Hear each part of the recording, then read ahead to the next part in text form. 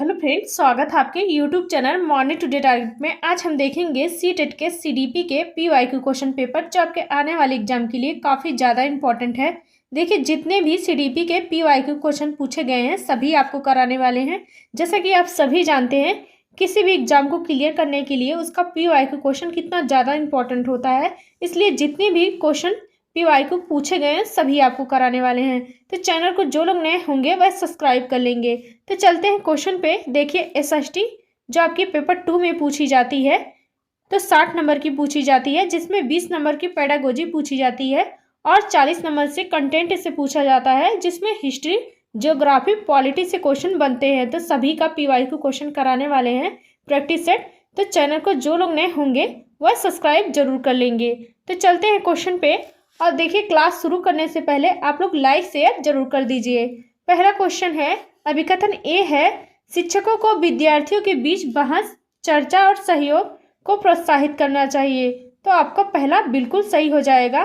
कारण है, ज्ञान उत्पाद एक निष्क्रिय प्रक्रिया है और सामूहिक गतिविधियों में संलग्नता अर्थपूर्ण अधिगम में बाधा डालती है। तो यहाँ पे देखिए, आपका कारण बिल्कुल गलत हो जाएगा, क्योंकि ज्ञान का उत्पाद एक सक्रिय प्रक्रिया होता है जो सामूहिक गतिविधियों में बाधा नहीं डालता है बल्कि उसे सुगम बनाता है।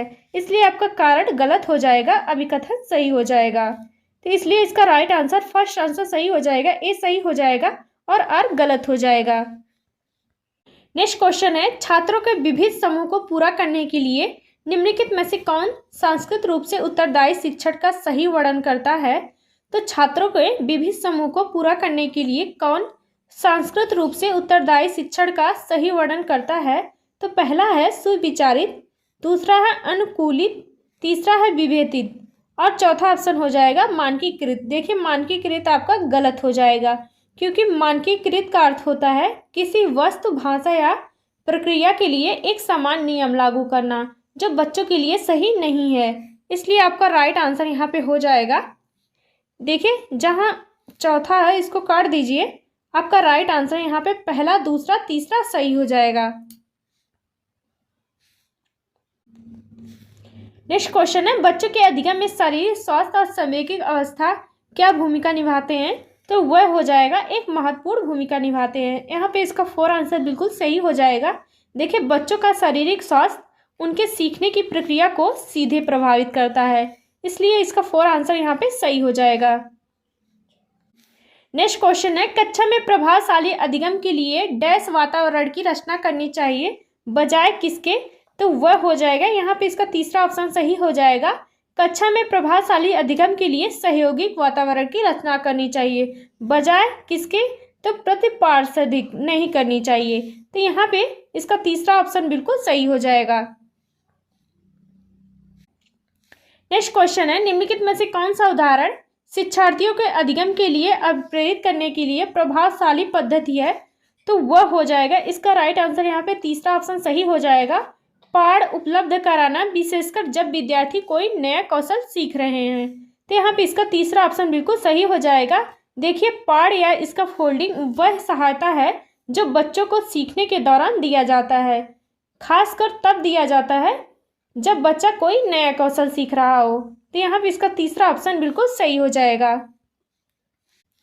नेक्स्ट क्वेश्चन है, बच्चे के चिंतन के विषय में निम्नलिखित में से कौन सा कथन सही नहीं है। तो वह हो जाएगा, इसका 4 आंसर जो सही नहीं है, बच्चे प्रत्ययों को स्वयं नहीं सोच सकते और अध्यापक की मूल भूमिका है उन्हें जानकारी उपलब्ध कराना, जो सही नहीं है। यहाँ पे इसका 4 आंसर बिल्कुल सही हो जाएगा। नेक्स्ट क्वेश्चन है, अधिगम एक डैश और डैश प्रक्रिया है। तो अधिगम एक कैसी प्रक्रिया है। तो वह हो जाएगा, यहाँ पे इसका तीसरा ऑप्शन सही हो जाएगा, अधिगम एक जटिल और सक्रिय प्रक्रिया होती है। यहाँ पे इसका तीसरा ऑप्शन बिल्कुल सही हो जाएगा। नेक्स्ट क्वेश्चन है, अपनी कक्षा में अर्थपूर्ण अधिगम को सुसाध्य बनाने के लिए अध्यापिका को अपनी कक्षा में सामाजिक, सांस्कृतिक, धार्मिक, भाषाई विविधता को क्या करना चाहिए। तो वह हो जाएगा, इसका फर्स्ट आंसर सही हो जाएगा, समझना चाहिए। देखिए, एक अध्यापिका को सामाजिक, सांस्कृतिक, धार्मिक और भाषाई विविधता को समझना चाहिए ताकि हर बच्चे के अनुसार शिक्षा रणनीति बना सके। तो यहाँ पे इसका फर्स्ट आंसर बिल्कुल सही हो जाएगा। देखिए वही क्वेश्चन आपको करवा रहे हैं जो आपके PYQ क्वेश्चन पूछे गए हैं। और देखिए खासकर PYQ क्वेश्चन आपके एग्जाम में सीटेट में काफ़ी ज़्यादा मदद करते हैं। तो चलते हैं क्वेश्चन पे। एक कक्षा में अध्यापिका अपनी शिक्षा शास्त्र व आकलन की विधियों को विद्यार्थियों की व्यक्तिगत जरूरत के अनुसार परिवर्तित करती है, तो वह हो जाएगा, यहाँ पे इसका राइट आंसर, यहाँ पे 4 आंसर सही हो जाएगा, प्रगतिशील हो जाएगा। देखिए एक कक्षा में अध्यापिका अपनी शिक्षा शास्त्र व आकलन की विधियों को विद्यार्थियों की व्यक्तिगत जरूरत के अनुसार परिवर्तित करती है, तो वह हो जाएगा प्रगतिशील शिक्षा में। नेक्स्ट क्वेश्चन है, बच्चों का विद्यालय में असफल होना क्या होता है? तो बच्चों का विद्यालय में असफल होना, तो वह हो जाएगा, इसका 4 आंसर सही हो जाएगा, निर्दिष्ट करता है कि विद्यालय इन बच्चों की आवश्यकताओं और रुचियों की पूर्ति करने में असमर्थ नहीं है। तो यहाँ पे इसका 4 आंसर बिल्कुल सही हो जाएगा। नेक्स्ट क्वेश्चन है, समूह में एक दूसरे को पढ़ाने और सहायता करने से क्या होता है? तो वह हो जाएगा, इसका तीसरा ऑप्शन सही हो जाएगा, बच्चे स्वयं की चिंतन प्रक्रिया पर आक्षेप कर सकते हैं और संज्ञानात्मक क्रियाकलाप के उच्च स्तर पर पहुंच सकते हैं। यहाँ पे इसका तीसरा ऑप्शन बिल्कुल सही हो जाएगा। नेक्स्ट क्वेश्चन है, बच्चे के सामाजिकरण में विद्यालय कौन सा कारक हो जाएगा? तो बच्चे के सामाजिकरण में विद्यालय हो जाएगा तो द्वितीय कारक हो जाएगा। यहाँ पे इसका सेकेंड ऑप्शन बिल्कुल सही हो जाएगा। देखिए बच्चे का सामाजिकरण प्राथमिक कारक होता है, जो वो उसका परिवार होता है, तो बच्चे का प्राथमिक सामाजिकरण उसका परिवार होता है, क्योंकि बच्चा सबसे पहले अपने परिवार से सीखता है। तो द्वितीय कारक हो जाएगा, तो वह विद्यालय आस पड़ोस हो जाएगा।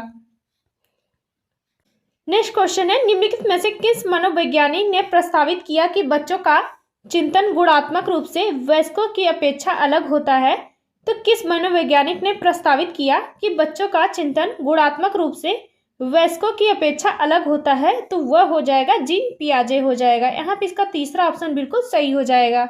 देखिए जीन पियाजे हो चाहे लेव वाइगोस्की हो, कोहलबर्ग हो, तो आपके CDP में 3 से 4 क्वेश्चन जरूर बनते हैं, उससे ज़्यादा भी बन जाते हैं, लेकिन आपका 100% 3 से 4 क्वेश्चन जरूर पूछा जाता है। नेक्स्ट क्वेश्चन है, विकास के विषय में निम्नलिखित में से कौन सा कथन सही है? तो इसमें से बताना है कि विकास के विषय में कौन सा कथन सही है, तो वह हो जाएगा, यहाँ पे इसका 4 आंसर सही हो जाएगा, बच्चों के विकास में बहुत सी सांस्कृतिक विविधताएं होती हैं। तो यहाँ पे इसका 4 आंसर बिल्कुल सही हो जाएगा। नेक्स्ट क्वेश्चन है, निम्नलिखित में से मध्य बाल्यावस्था की अवधि का मुख्य प्रमाण चिन्ह कौन सा होता है?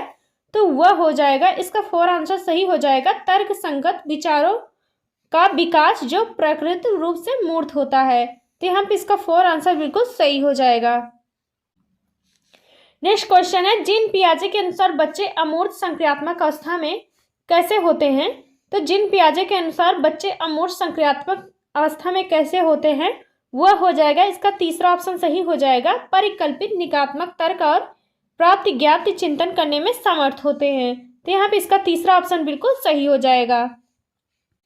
नेक्स्ट क्वेश्चन है, लॉरेंस कोहलबर्ग के नैतिक विकास के सिद्धांत के अनुसार व्यक्ति किस अवस्था में जब विश्वास करता है कि वर्तमान सामाजिक प्रणाली सक्रियता पूर्वक बनाए रखने से धनात्मक मानवीय संबंध और सामाजिक वर्ग सुरक्षित रहता है, तो वह हो जाएगा, इसका राइट आंसर यहाँ पे 4 आंसर सही हो जाएगा, सामाजिक क्रम व्यवस्था अभिविन्यास हो जाएगा।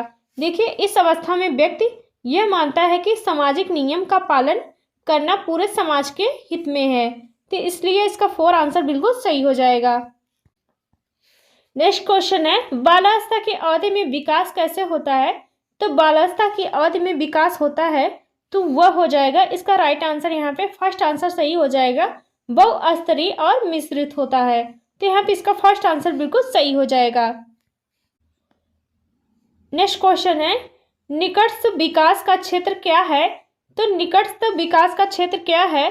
तो वह हो जाएगा, इसका तीसरा ऑप्शन सही हो जाएगा, बच्चों के वर्तमान स्तर पर स्वतंत्र प्रदर्शन और वयस्क व अधिक कौशल वाले समकक्षियों की सहायता से बच्चे द्वारा उपमार्जित किए जाने वाले प्रदर्शन के मध्य का क्षेत्र होता है। तो यहाँ पे इसका तीसरा ऑप्शन बिल्कुल सही हो जाएगा। नेक्स्ट क्वेश्चन है, एक प्रगतिशील कक्षा में शिक्षण अधिगमकर्ताओं का मूल्यांकन कैसा होता है, तो वह हो जाएगा इसका यहाँ पे सेकेंड ऑप्शन सही हो जाएगा, बेहद महत्वपूर्ण होता है, क्योंकि यह बच्चे की समझ की जानकारी देता है और अध्यापिका को अपने शिक्षा शास्त्र पर विचार करने में सहायक होता है। तो यहाँ पे इसका सेकेंड ऑप्शन बिल्कुल सही हो जाएगा। नेक्स्ट क्वेश्चन है, हार्वर्ड गार्डनर के बहुबुद्धि सिद्धांत के अनुसार निम्नलिखित में से कौन सा जोड़ा बुद्धि के प्रकार और अंतर स्थिति अनुपालन संभावना के अनुसार सही है, तो वह हो जाएगा इसका सेकेंड ऑप्शन सही हो जाएगा। शारीरिक गति संवेदना बुद्धि होती है तो खिलाड़ी के पास होती है, तो यहाँ पे इसका सेकेंड ऑप्शन बिल्कुल सही हो जाएगा। देखिए, भाषाई बुद्धि होती है तो भाषाई बुद्धि मूर्तिकार के पास नहीं पाई जाती है, तो भाषाई बुद्धि कवि लेखक वकील के पास पाई जाती है। स्थानिक बुद्धि मूर्तिकार और चित्रकार के पास पाई जाती है। और देखिए, अंतरा व्यक्तित्व बुद्धि किसके पास पाई जाती है, तो अंतरा व्यक्तित्व बुद्धि पाई जाती है स्वयं की भावनाओं को समझने के लिए पाई जाती है। तो सही जो मिलान हो जाएगा, सेकेंड ऑप्शन सही हो जाएगा। नेक्स्ट क्वेश्चन है, लेव वाइगोत्स्की के अनुसार क्या सही है, तो यहाँ पे इसका राइट आंसर यहाँ पे तीसरा ऑप्शन सही हो जाएगा। लेव वाइगोत्स्की के अनुसार बच्चों के संज्ञानात्मक विकास में भाषा एक महत्वपूर्ण भूमिका निभाती है, तो यहाँ पे इसका थर्ड ऑप्शन बिल्कुल सही हो जाएगा। नेक्स्ट क्वेश्चन है, बाल केंद्रित कक्षा वह है जिसमें, तो वह हो जाएगा इसका सेकेंड ऑप्शन सही हो जाएगा। अध्यापक लचीला है और प्रत्येक बच्चे की व्यक्तिगत आवश्यकताओं को पूरा करता है। देखिए, यहाँ पे इसका सेकेंड ऑप्शन बिल्कुल सही हो जाएगा। नेक्स्ट क्वेश्चन है, बाल केंद्रित कक्षा वह है जिसमें, तो वह हो जाएगा इसका सेकेंड ऑप्शन सही हो जाएगा। अध्यापक लचीला है और प्रत्येक बच्चे की व्यक्तिगत आवश्यकताओं को पूरा करता है, तो यहाँ पे इसका सेकेंड ऑप्शन सही हो जाएगा। बाल केंद्रित शिक्षा में बच्चे की सक्रिय भागीदारी होती है।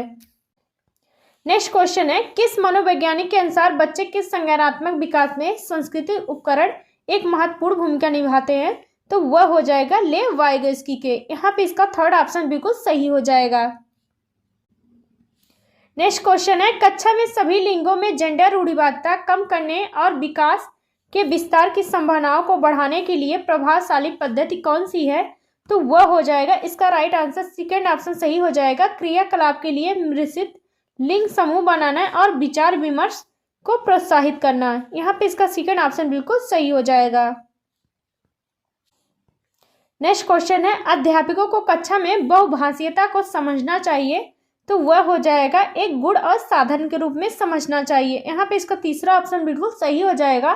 देखिए, शिक्षा शास्त्र में बहुभाषीयता को सीखने के संसाधन और संपत्ति के रूप में देखा जाता है, तो यहाँ पे इसका तीसरा ऑप्शन बिल्कुल सही हो जाएगा। नेक्स्ट क्वेश्चन है, निम्नलिखित में से कौन सा एक संरचनावादी कक्षा का अभिलक्षण है, तो इसमें से बताना है कि कौन सा एक संरचनावादी कक्षा का अभिलक्षण है, तो वह हो जाएगा इसका यहाँ पे फोर आंसर सही हो जाएगा।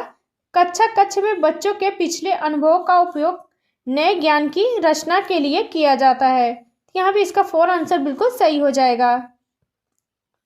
नेक्स्ट क्वेश्चन है, पठन वैकल्प बच्चों की पहचान किस प्रकार की जा सकती है, तो पठन वैकल्प बच्चों की पहचान किस प्रकार की जा सकती है, तो वह हो जाएगा इसका फर्स्ट आंसर सही हो जाएगा। उनके पढ़ने और लिखने की कुशलता के विश्लेषण से की जा सकती है, यहाँ पे इसका फर्स्ट आंसर बिल्कुल सही हो जाएगा। नेक्स्ट क्वेश्चन है, आंशिक दृष्टि वाले विद्यार्थियों के लिए निम्नलिखित में से कौन सी अधिगम सामग्री उपयुक्त नहीं है, तो वह हो जाएगा इसका सेकेंड ऑप्शन सही हो जाएगा। छोटी मुद्रा वाली उपकार सीट देना, तो जो दृष्टिबाधित बच्चों के लिए सही नहीं है, तो यहाँ पे इसका सेकेंड ऑप्शन बिल्कुल सही हो जाएगा। नेक्स्ट क्वेश्चन है, समावेशी शिक्षा के पीछे अंतर्निहित विचार क्या है, तो वह हो जाएगा इसका फर्स्ट आंसर सही हो जाएगा। यह धारणा है कि सभी बच्चों को नियमित विद्यालय में समान शिक्षा पाने का अधिकार है, तो यहाँ पे इसका फर्स्ट आंसर बिल्कुल सही हो जाएगा। देखिए, समावेशी शिक्षा का उद्देश्य होता है कि बिना किसी भेदभाव के सभी बच्चों को सीखने का अवसर प्रदान करना, यहाँ पे इसका फर्स्ट आंसर बिल्कुल सही हो जाएगा। देखिए, आज के लिए बस इतना ही, मिलते हैं नेक्स्ट क्लास में। देखिए, चाहे SST हो चाहे CDP हो, आपकी डेली अब क्लासेस चलने वाली हैं, क्योंकि आपके एग्जाम में अब बिल्कुल भी टाइम नहीं बचा है। तो एक दिन में आपकी CDP और SST की दोनों क्लासेस चलने वाली है, तो चैनल को जो लोग नए होंगे वह जरूर सब्सक्राइब कर लेंगे। और देखिए, और आज के सेशन में से ज़रूर बताइएगा आपके 30 क्वेश्चन में से कितने क्वेश्चन सही किए हैं। तो मिलते हैं नेक्स्ट क्लास में।